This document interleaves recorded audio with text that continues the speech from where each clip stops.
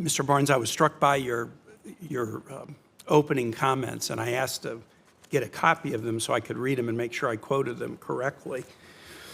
You state, and this is a quote from Secretary Rubio, "Our rights come from God, our Creator, not from our laws, not from our governments."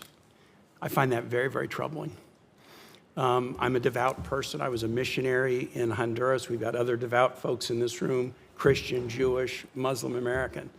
The notion that rights don't come from laws and don't come from the government, but come from the Creator, that's what the Iranian government believes. It's a theocratic regime that bases its rule on Shia law and targets Sunnis, Baha'is, Jews, Christians, and other religious minorities. And they do it because they believe that they understand what natural rights are from their Creator. So the statement that our rights do not come from our laws or our governments is extremely troubling.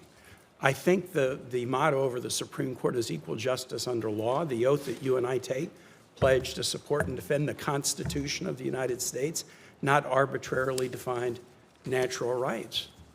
I'm a strong believer in natural rights, but I have a feeling if we were to have a debate about natural rights in the room and put people around the table with different religious traditions, there would be some significant differences in the definitions of those natural rights. You go on to say, "I believe our country and our government is the best in the world, and our strength comes from our enduring values." I believe that. But then you say, and you got to choose what to say in your opening testimony, these values aren't an endless list of, quote, rights. You put the quote around that to kind of demean the notion of rights that people create and change and form to meet their own needs or desires. These values aren't identity politics. They're the historic natural rights that we have as individuals pursuing life, liberty, and happiness in the world. Pursuing life, liberty, and happiness. The State Department's Human Rights Report has just struck out all references to the rights of LGBTQ people in countries and the way countries treat LGBTQ people. I mean, do they have a right to liberty? Senator Kaine and I were elected together 13 years ago. He is a friend. I would actually encourage observers to go back and listen to what Senator Kaine said, because I have to say I think was disturbing and showed much of where today's Democrat Party has gone wrong. So Senator Kaine said in this hearing that he found it a radical and dangerous notion that you would say our rights came from God and not from government. I just walked into the hearing as he was saying that, and I almost fell out of my chair. Because that radical and dangerous notion, in his words, is literally the founding principle upon which the United States of America was created. And if you do not believe me, and you made reference to this, Mr. Barnes, then you can believe perhaps the most prominent Virginian to ever serve, Thomas Jefferson, who wrote in the Declaration of Independence, "We hold these truths to be self-evident,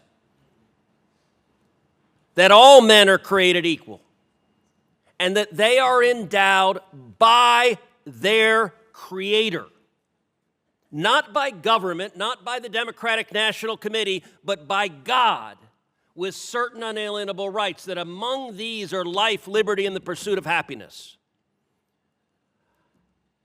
I have to say it is stunning to me that the principle that God has given us natural rights is now deemed by Democrats some radical and dangerous notion. Mr. Jefferson was right when he wrote those words. Government exists to protect those rights. But slavery was not okay when U.S. law allowed it. It was wrong then, it is wrong now, it is always wrong.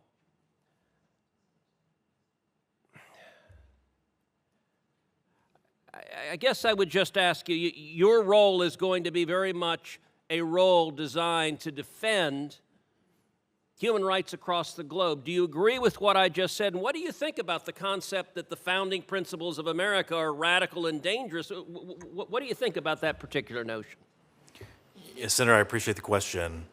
And I'll just say, I think the one of the ideas behind, we have a new office in DRL, Office of Natural Rights, post the reorganization. I think one of the ideas behind that is you actually have the most consensus behind these natural rights than the kind of, maybe hot button issues of the day.